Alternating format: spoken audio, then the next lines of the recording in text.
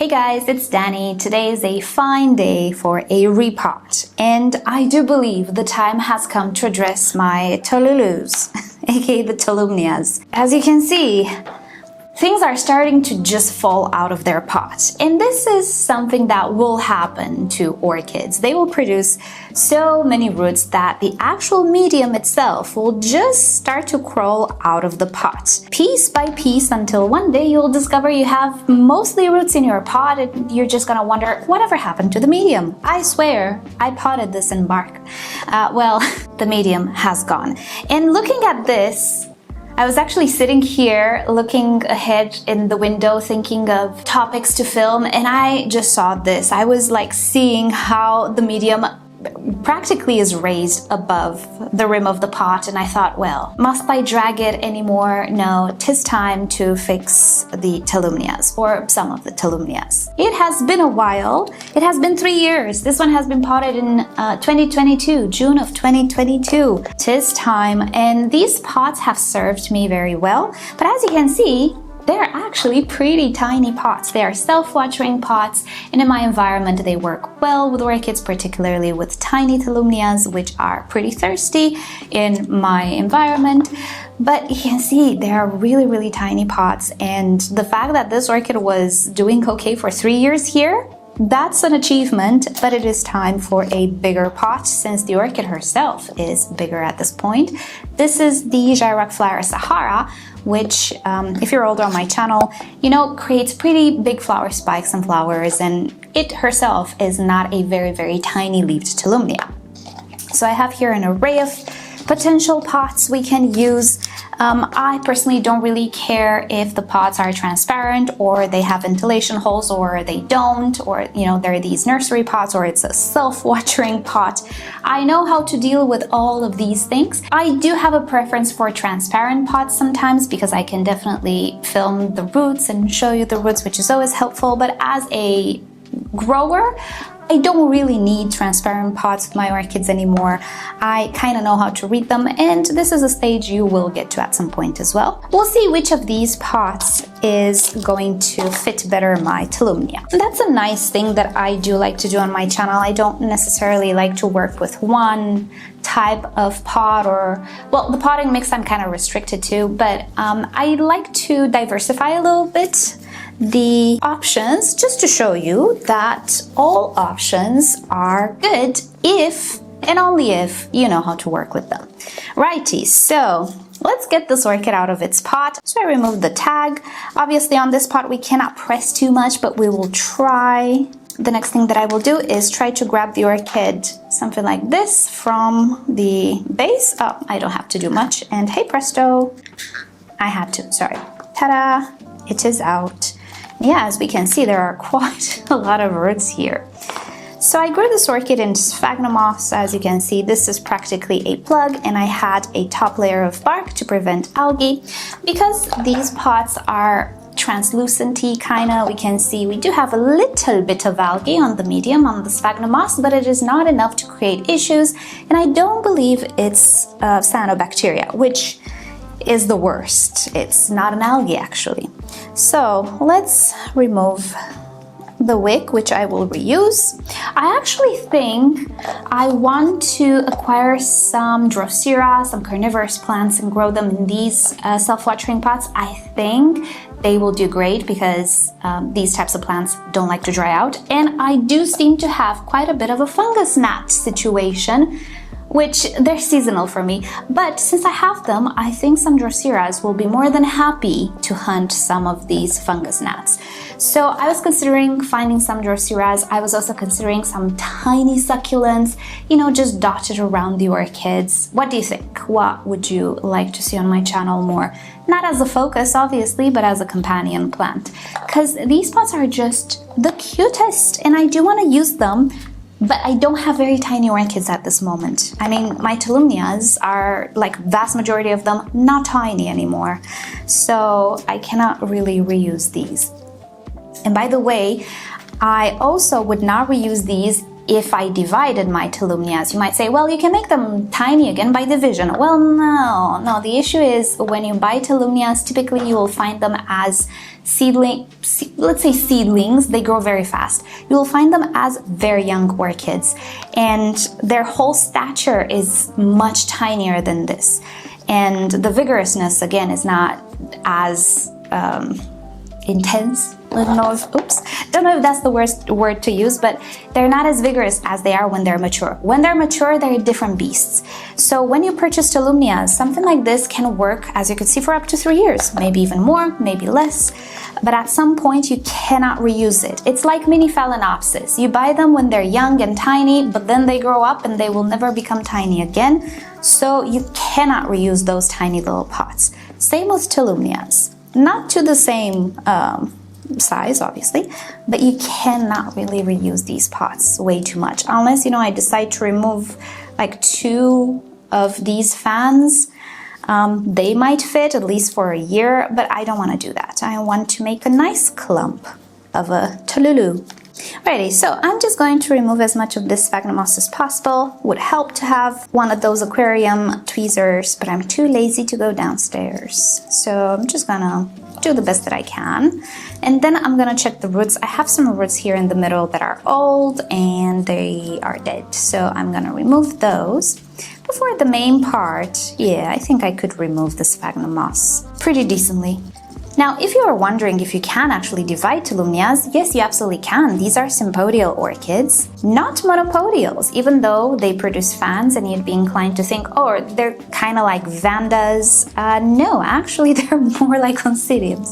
They're pattern of growth, but obviously they do not have pseudobulbs. So yes, if you would like to propagate a Tolumnia, you could just divide it. And this one, for example, has a very nice natural division point right here in the center. If I would pull on it, you can even see it kind of splits by itself. I don't want to though. It's not such a big orchid and I do enjoy the more bushy aspect. When it will become too bushy, maybe I will divide it, but now it's not the time. But definitely you can divide it and you should respect the same rules as with other sympodials. Keep at least 2-3 fans. Don't really try to remove fans that are not mature yet.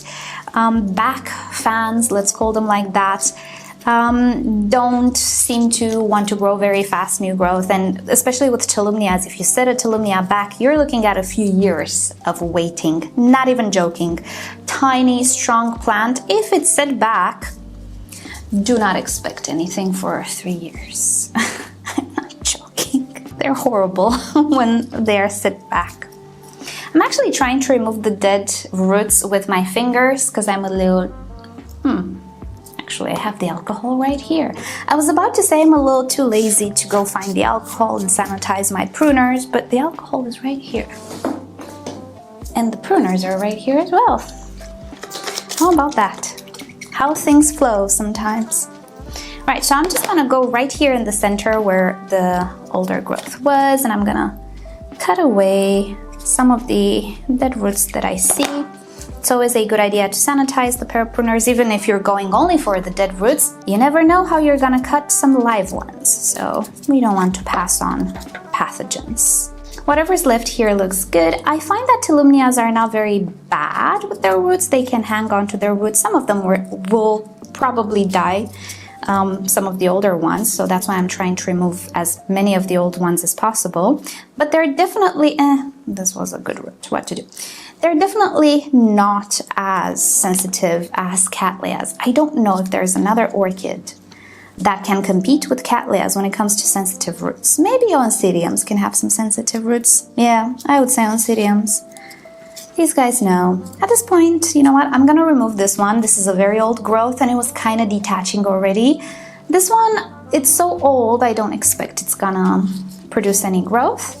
There we have it. And one thing that I want to do is kind of go ahead and cut these dried flower spikes that are pretty thick on this particular variety. So they kind of stick out.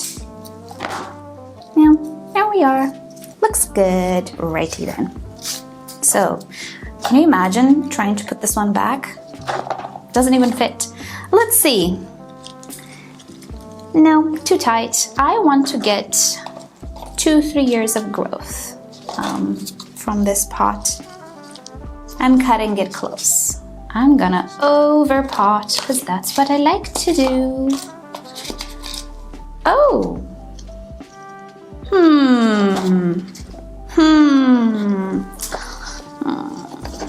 I need something right in between these two. Do I even have? Let me see what I brought. I actually don't have anything in between these two sizes with me right now, so whenever you're in doubt, the wise thing to do or to advise is to go for the smallest size. As such, I will go for the bigger size. Right, so we shall start with sphagnum moss at the bottom.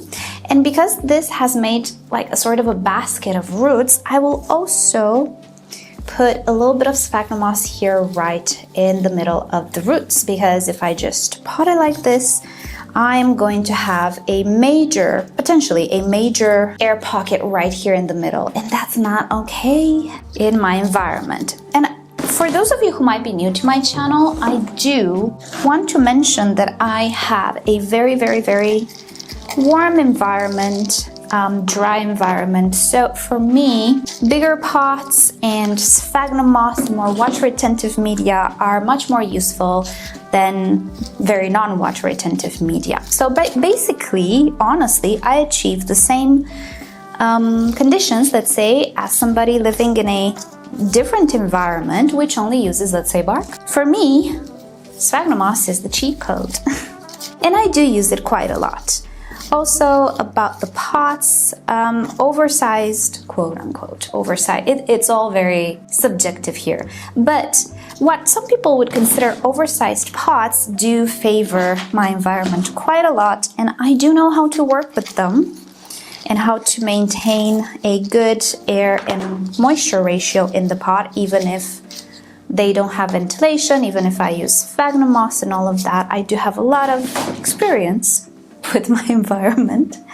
So just because I do this doesn't mean this is the best medium, let's say, for Tolumnias or for other orchids. It is the best way that I can achieve both aeration and moisture in the pot. Right, so at this point I shall use some slow release fertilizer, measuring a pinch.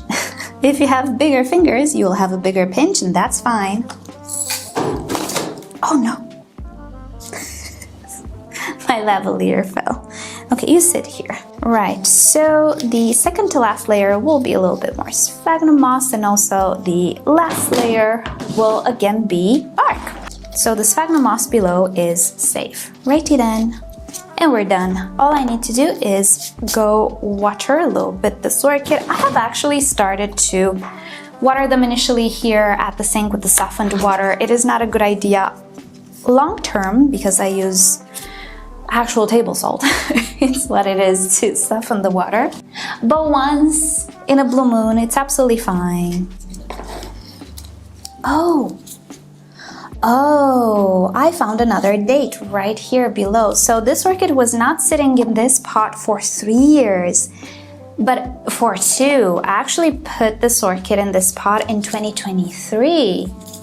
Right, I was thinking, well, kind of grew very slow, didn't it? Actually, no, it spent 2 years in this pot, which makes a little bit more sense. I'm running out of space to put dates, but there we are. This Tolumnia is all done. Righty, so because I think we do still have time, let's repot another Tolumnia. The more Tolumnias I get to repot with you guys, the better, because I don't like to repot stuff alone. So I hope you got something to repot as well, and you are repotting with me. Right, so I'm gonna go find another Tolulu to repot. Alright, so I found another little Tolulu here that I potted in 2023. The situation is not as dire as the first one, but I can tell that it will get there pretty quickly. I have quite a bit of new growth here that is kind of big, and even though this one does not get dry as fast as the other one, I don't know, in a few months it might actually. So this is Gyrac Firm Red Devil, very beautiful one. And yeah, it's starting to kick off the bark in its pot already. So let's just go ahead and get it over with. And since we're here, let us talk. This was not necessarily supposed to be a repot and chill, but you know what? Halfway through, we can transform it into that because it's my channel and I can do whatever I want. With the magical power of editing, I can comprise this video a little bit. Right, so, oh, see, this one is still a little bit wet. We don't have as many roots, but we have a decent amount of roots. So, I was wondering at some point, what would I have been if I wouldn't have been a YouTuber? We were talking actually with some friends in the weekend, and well, as you'd expect, I never intended to be a YouTuber because YouTube was not a thing for like a lot of my life. Internet and things in general, and even when the internet started, you know, nobody at that time thought you could make money or you could make a living out of YouTube. So needless to say, did not plan on being a YouTuber like kids nowadays want to become influencers or YouTubers or whatever. No, I wanted to be other things. Impossible things. Now, I studied economics and finance and stuff, and I absolutely hate it. I really don't like. I know how to do it, but I don't like it quite at all. I don't like working with numbers unless, you know, the numbers pertain to something that I'm interested in, like how many orchids should I have or how many roses should I plant in this area, or let's calculate how much, I don't know, mulch I need. That's the type of math I'm okay with. But when it comes to accounting, it's really not for me, and I'm sure there are many people who really like it, and that's great. But I discovered it wasn't for me. It was just a thing of, okay, what am I gonna do with my life? As a Romanian, in Romania, you don't have many opportunities of doing too much with your life unless you want to leave the country.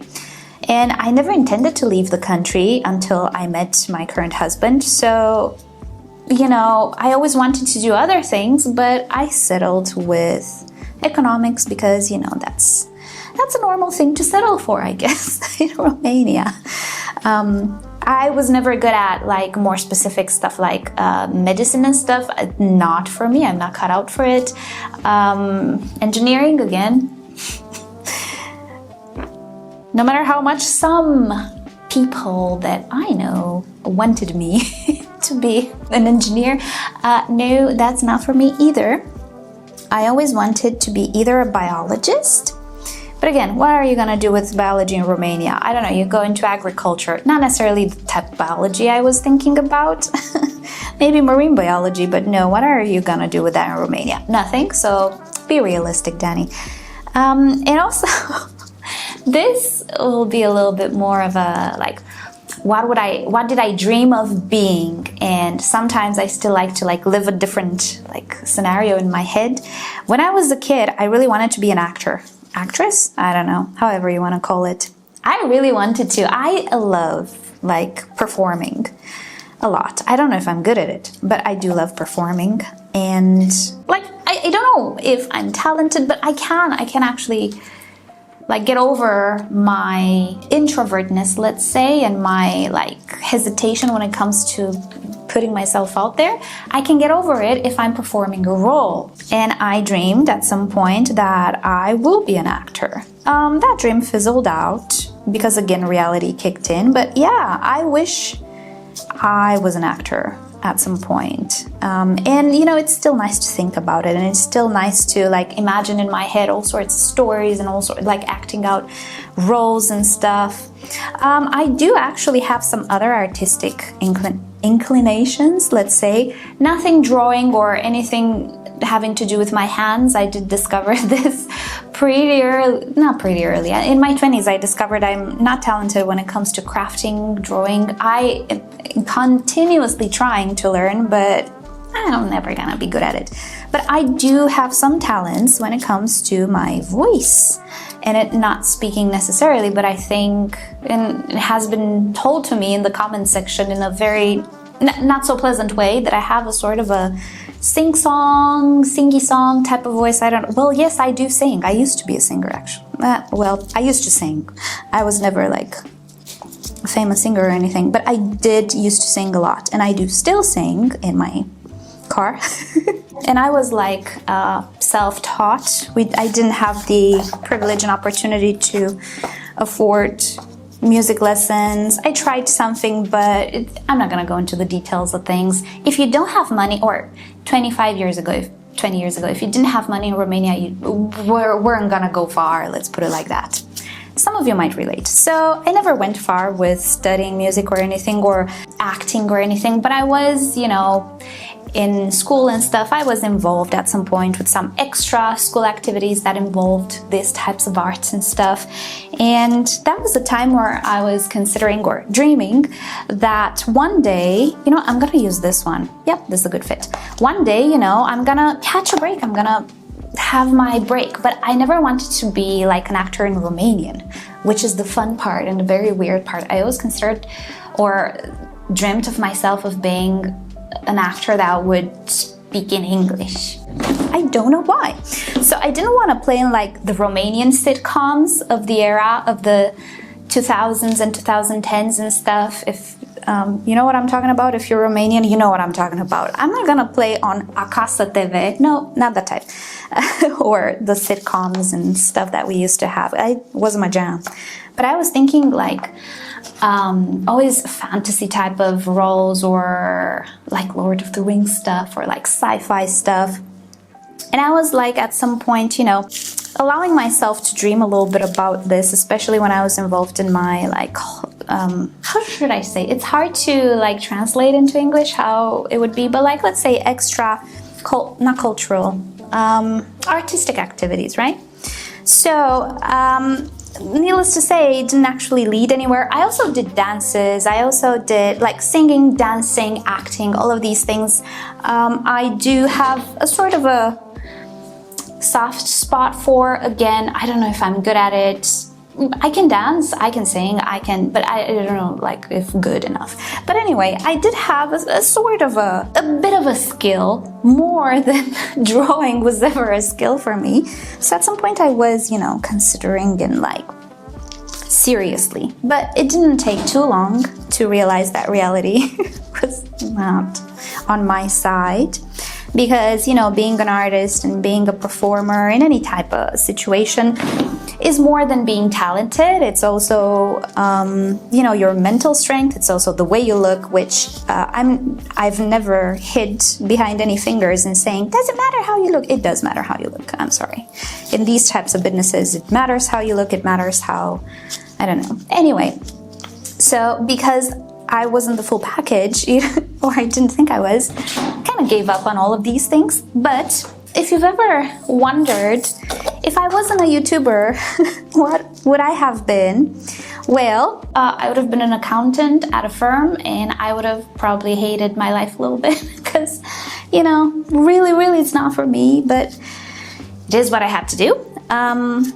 In an ideal world of opportunities and luck, and, you know, if I was the full package, I would have been probably a singer or an actress. I don't even know what's correct nowadays. Sorry, actress. I'm gonna stick with actress. I can actually cry pretty easy on command because I can channel emotions a lot.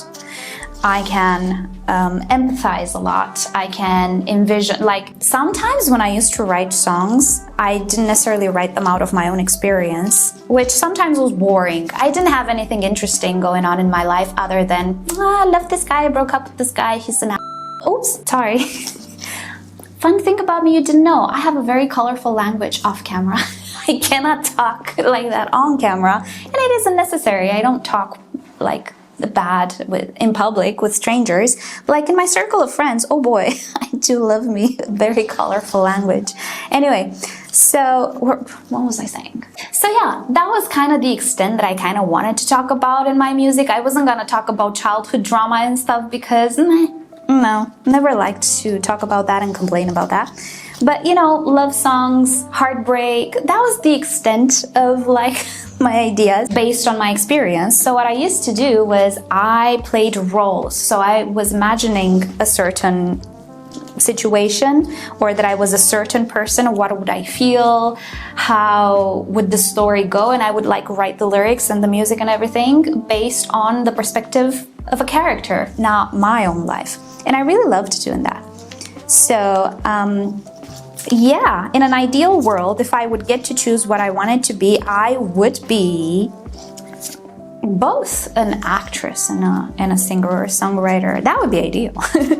And I would take on roles that are not necessarily very related to reality, let's say. I absolutely love like performing. I've never performed. This is all in my head. I would love to be part of like fantastic type of movies. You know, I kind of like those stuff. I also like comedies, but very specific comedies. I like the dark humor or the situational humor, like dumb humor. Dumb humor, no, I don't like dumb humor. The humor that you see on TikTok and stuff nowadays, I absolutely hate. But do you remember, if you're a little older, do you remember Airplane or Leslie Nielsen movies? That type of situational dumb humor? Oh yes, dry humor, it is absolutely up my alley. So maybe in something like that as well, that would have been absolutely nice. Roles where I was actually saying this. Roles where I had to cry and stuff, like I thought, oof, I would nail those because I can like channel like some sort of imagination, and I would like I cry at all movies that have a little bit of a sad little plot to them, because I like to immerse myself in the story so much. So I was thinking, ooh, I would have been such a good actress. Being able to do some things and actually putting that emotion on your face, totally different things, right? And I don't think I can do that. I was watching some actors, like how they got ready and how their auditions and how they were performing the roles and stuff, and I was thinking, oh man, it's a little more difficult than I imagined. I don't think I could ever. And I was just like, oh, these people are so good. I don't think I could.